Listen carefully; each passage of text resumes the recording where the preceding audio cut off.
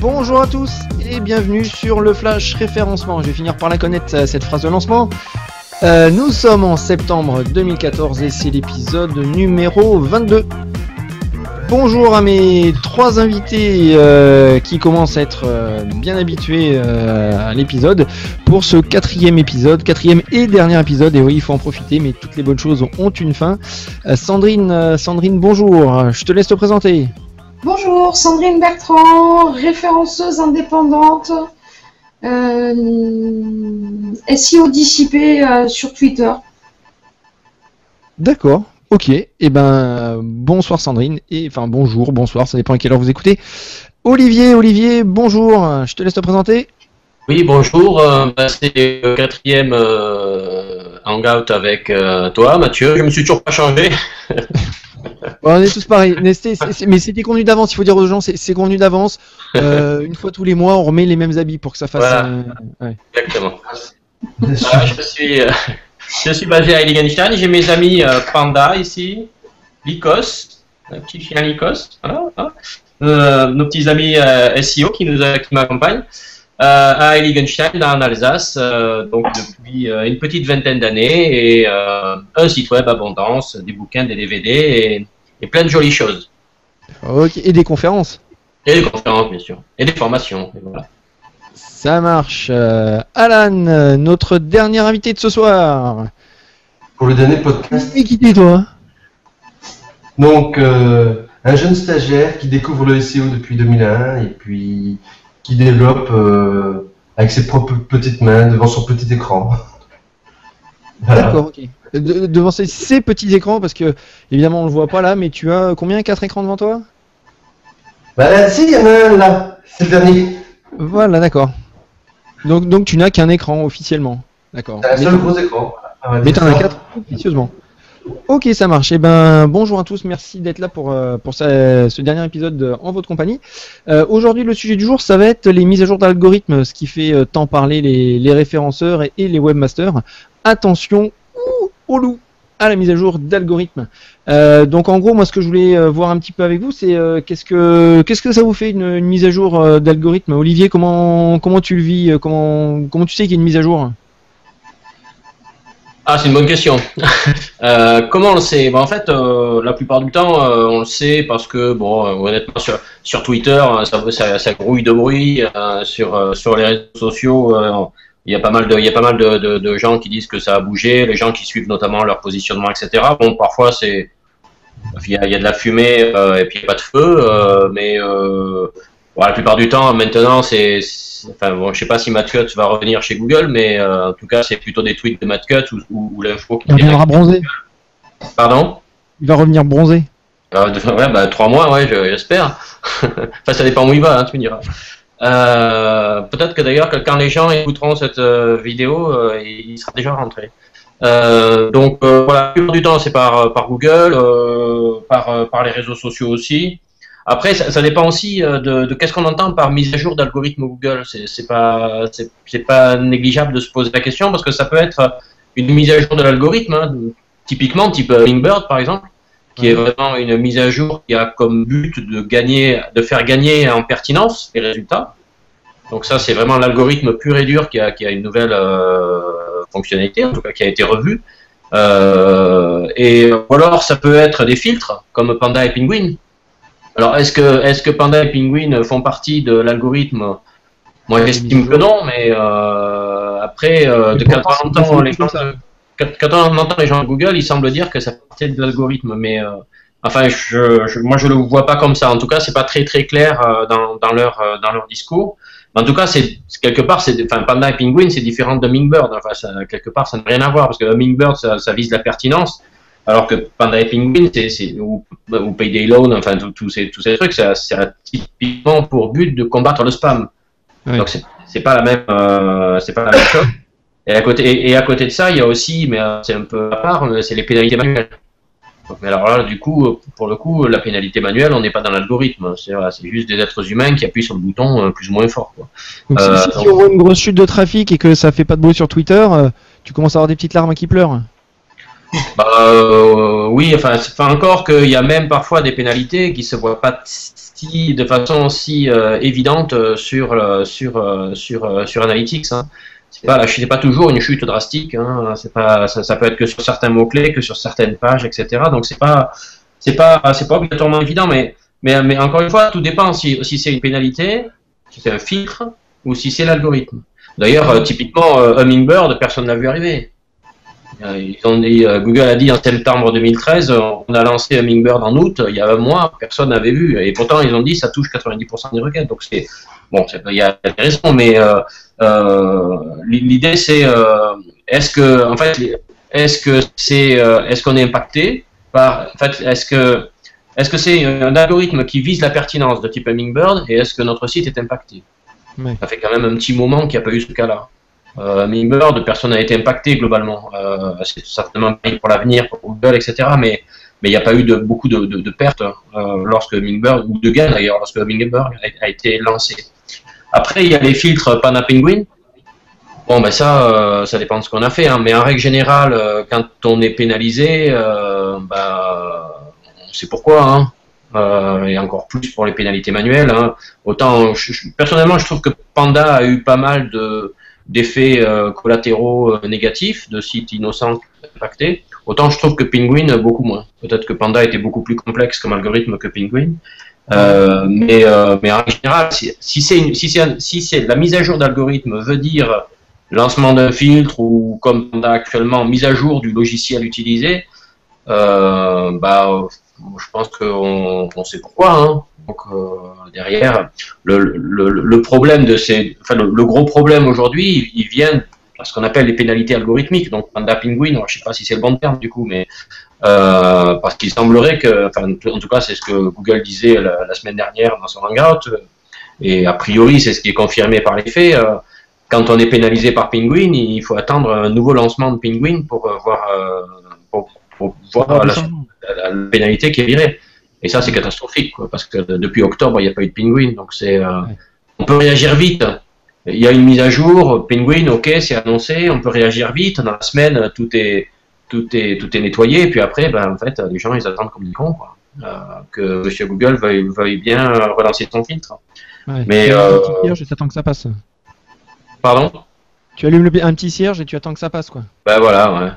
Et puis tu fais acte de contrition. Mais même si tu fais acte de contrition et que tu récites des pater et des ave, il faudra toujours attendre que peut-être tu vas attendre un an que le filtre soit relancé. Et je pense sincèrement que Google fait exprès de ne pas relancer le filtre pour bien appuyer là où ça fait mal, quoi, et remuer le couteau dans la plaie. Et pour ne pas qu'il y ait de récidive. Bon, voilà, mais les mises à jour d'algorithmes, on vit avec, hein, ça fait partie du métier. Hein. Voilà, quand on sait qu'il y en a un, soit le site est propre et il n'a pas à s'en faire avec des pénalités a priori, mais il y a peut-être les algorithmes de type Hummingbird ou Florida, enfin tous ces trucs tous les anciens algorithmes, là, il faut vérifier si c'est pas passé quelque chose, et puis après il faut réagir, bien sûr. Hein, on est tout le temps, de toute façon dans notre métier, on est tout le temps en train de réagir aux nouveautés, hein, Google. Donc, et toi, Sandrine, quand tu entends parler du mise à jour sur Twitter, que tu te lèves le matin, que tu vois que ça buzz, qu'est-ce que tu fais? Tu te jettes sur tes analytics, voir si tu as quelque chose qui a été touché? Oui, comme tout le monde. Même si je suis assez d'accord, ou dans les faits, on sait ce qu'on a fait. Quand on est sur nos propres sites, on sait ce qu'on a fait. Donc, si on n'a pas réellement de surprise par rapport à ce qu'on peut prendre ou pas comme pénalité ou comme juste baisse dans les SERP. Par contre, avec les clients, on a parfois des surprises, c'est qu'on n'a pas forcément ou tout vu, ou ils nous ont pas forcément tout dit. Ou alors parfois, c'est assez souvent, ils font aussi des trucs dans notre dos sans nous le dire. Donc globalement, on a fait un audit de backlink, on leur a dit faut nettoyer ça, mais en parallèle, ils vont refaire des couches de liens. Et là, tu as un pingouin qui arrive et tu sais même pas, tu comprends pas pourquoi tu le prends. Et quand tu recommences à re-regarder le truc, là, tu ok, c'est bon, laisse tomber, je sais pourquoi il l'a pris. Tu l'appelles, tu fais, vous êtes sûr que vraiment vous avez rien fait? Ouais, mais en général, non, c'est pas eux, voilà. C'est un concurrent. C'est un concurrent, c'est du négatif SEO, voilà. Après, il y a une chose qui me gêne, j'irai un peu plus, c'est que aujourd'hui, en fait, il y a quelques années, quand ça bougeait, on disait, ah bah tiens, j'ai gagné 2 places ou j'ai perdu 2 places. Et les gens vivaient le truc comme ça sans se poser trop de questions. Maintenant, notamment avec les clients, c'est ce qu'on entend, c'est ils ont perdu 2 positions, donc ça y est, ils sont pénalisés. Et ils viennent te chercher pour faire de l'audit sur un site qui n'est pas pénalisé. Du coup, je trouve que Google a généré une espèce d'ambiance malsaine de punition permanente. Alors que je pense que dans beaucoup de cas, c'est pas des pénalités, c'est le filtre c'est le web qui bouge en fait. Et tu peux prendre 2 positions un jour, les repères le lendemain, parce que tu as fait un article, et cette espèce de toujours en mouvement. Autant avant les gens géraient le mouvement sans se stresser plus que ça, autant maintenant tu as l'impression que c'est ingérable dès qu'ils ont perdu 2 positions le lundi matin, le mardi c'est réunion de crise quoi. Ouais, d'accord, ouais. Ils s'affolent un petit peu pour le monde quoi. Ouais, si un client qui vient me voir et qui me dit j'ai perdu des positions dans la nuit, je refuse de faire quoi que ce soit avant une semaine. Ouais, moi aussi, mais à un moment donné, même si moi, à chaque fois, je leur dis, bah, attendez, laissez 2-3 jours, là, déjà, on va déjà voir ce qui se passe. En général. Déjà, t'arrives un peu à les déstresser un peu en disant, attendez, ça arrive, en plus, souvent, donc, ils vont regarder des outils comme Ranks, et Ranks, lui, il va interroger google.fr au milieu de la nuit, mais souvent, au milieu de la nuit, tu as des mouvements très amples que tu n'as pas dans la journée où tu retrouves tes positions le lendemain matin. Alors, c'est pas forcément de bon augure ou de mauvais augure, mais des fois, tu arrives dans Ranks, tu as perdu 10 positions, et toi, tu arrives, tu checkes en manuel, et en manuel, tu n'as rien perdu. Ouais. Donc ça, c'est aussi difficile à faire comprendre aux clients, de dire, ouais, mais attendez, Ranks, il est passé, lui, on ne sait pas sur quoi il est passé, à quel moment, on se calme, respirer, ça va bien se passer, quoi. Donc, enfin voilà, je trouve que globalement, toutes ces mises à jour nommées, en fait, vraiment, donc les pingouins, les pandas, parce qu'on sait qu'en plus on en prend en permanence, mais qui sont complètement impalpables dans la plupart des cas, mais que cette espèce de mayonnaise qui a été montée avec les pingouins, les pandas, les colibris, et la prochaine qu'ils vont nous inventer, enfin voilà, fait que ce truc qui était normal, maintenant ça ne l'est plus. Mais je trouve ça un peu dommage, cette ambiance du coup que ça met. C'est vrai qu'il y a une parano quoi, il y a une parano. Ouais. Et toi Alan, t'es parano par rapport à la mise à jour des algos? Je vais faire une grosse généralité, mais. En gros, les algos, comme tout le monde, tu me précipite quoi pour voir. Bon après, pour l'instant, je vois 100% des fois où les algos c'est stable ou mieux. Parce qu'en fait, ça gicle les concurrents, donc du coup, tu regagnes des positions. Mais par contre, c'est vrai que je ne vais pas me paniquer parce que j'ai perdu 5 places un jour, j'en ai gagné 7 le lendemain, j'en ai perdu 8 2 semaines après. C'est comme quand les clients se pointent avec ça, c'est bon, zen. Faut faire une moyenne. Moi, je regarde plutôt une moyenne pondérée sur une quinzaine de jours de ces positionnements et sur plusieurs data centers. Parce que ce qu'ils ne comprennent pas aussi, c'est que tu es à Lille ou à Marseille, tu n'as pas toujours les mêmes positionnements non plus sur certains mots-clés. Parce que c'est en train de tester, les filtres se testent un peu, ils regardent la réaction des gens, et donc c'est vrai qu'on voit que d'un jour ou l'autre, ça peut se varier et compagnie. Et comme dit Sandrine, c'est vrai que ça a provoqué un climat de psychose. Les clients, des fois, dès qu'ils perdent une ligne de place, ça y est, ils se voient aller trop dans le mur et compagnie. Alors qu'il n'en est rien, quoi. C'est normal que Google évolue et teste régulièrement sa pertinence. Et c'est même normal si un jour, à la rigueur, il enlève un site pendant 2 jours, juste pour voir, de par son absence, ce que ça donne au niveau de la pertinence, pour le remettre après, c'est normal aussi. Il ne faut pas s'inquiéter, il ne faut pas avoir peur, quoi. Ça fait partie du jeu aussi, hein. C'est normal. Ouais, d'accord. Donc en gros, parfois beaucoup de bruit pour rien, les gens qui s'inquiètent alors qu'il n'y a pas forcément de quoi s'inquiéter. Quand tu fais vraiment du boulot crade, t'as de quoi de t'inquiéter. Ouais. Si tu après, il y a quelque chose que vous avez dit. Après, il y a quelque chose que vous avez dit tous les trois. c'est de prendre le temps de pas paniquer, d'attendre de voir si déjà ça rebouge, si c'est confirmé ou pas.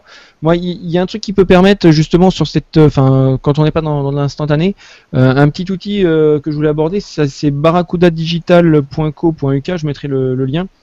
En fait, c'est simplement un outil qui permet d'afficher en surimpression sur vos analytics les différentes dates des différentes mises à jour de filtres, d'algo, etc. Enfin, un petit peu tout ce qui passe, tout ce dont on entend parler, sans pour autant permettre une lecture évidente de oui, c'est sûr que tel filtre, tel machin m'impacte.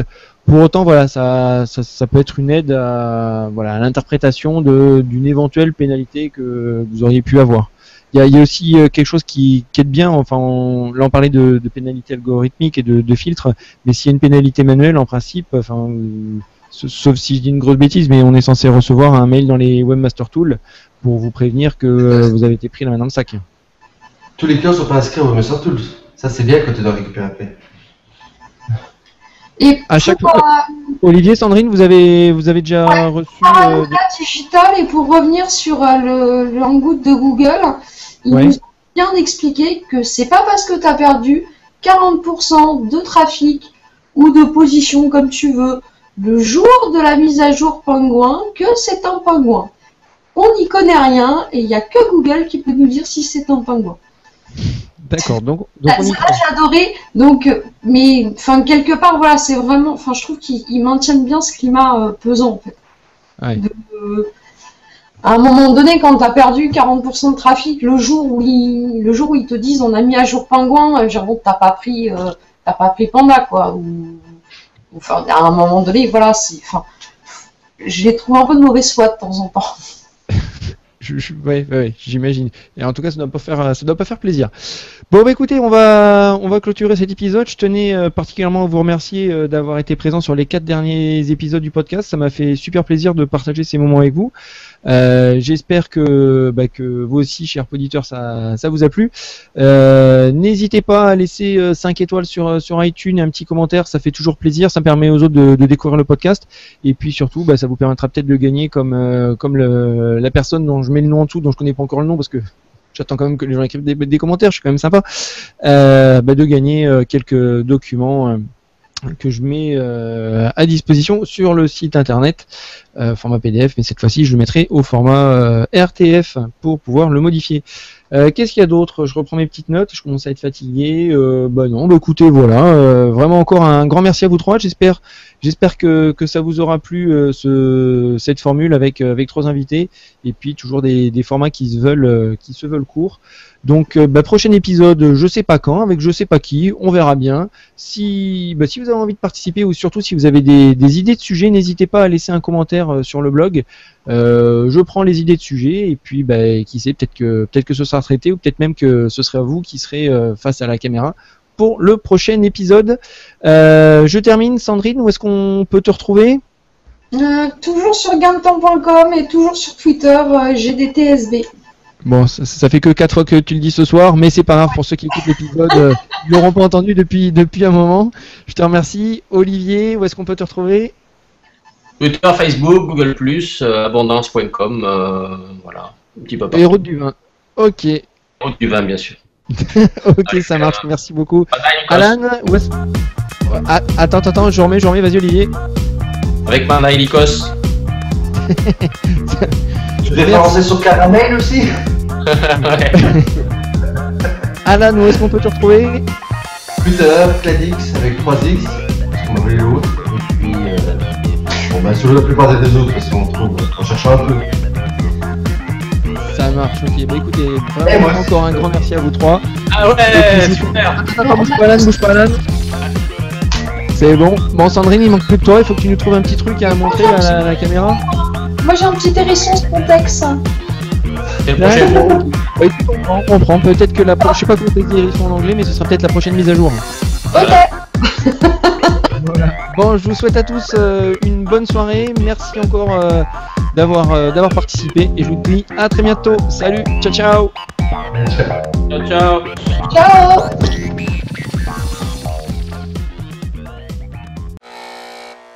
Bon, je vous enverrai à chacun les. Un chèque. Ouais, je vous enverrai. Ah oui, chante-nous quelque chose, s'il te plaît, Sandrine. Ah, j'en ai besoin pour les bonus à la fin. C'est quoi la météo? Ça commence à se remettre au beau. Je vais surtout pas chanter. Je comprends pas, je trouve pas mon site dans Google. Là, t'es là, tu fais, hein. Celle-là, elle va aller vite à résoudre. Tu sais. Et en général, c'est le robot texté en no-index ou un site full flash aussi. Maintenant, maintenant, va falloir que je monte, que je fasse des visuels, que je fasse des articles de blog, que je fasse de la retranscription. Et ben voilà, je savais pas quoi faire cet été. Et ben ça y est, j'ai trouvé.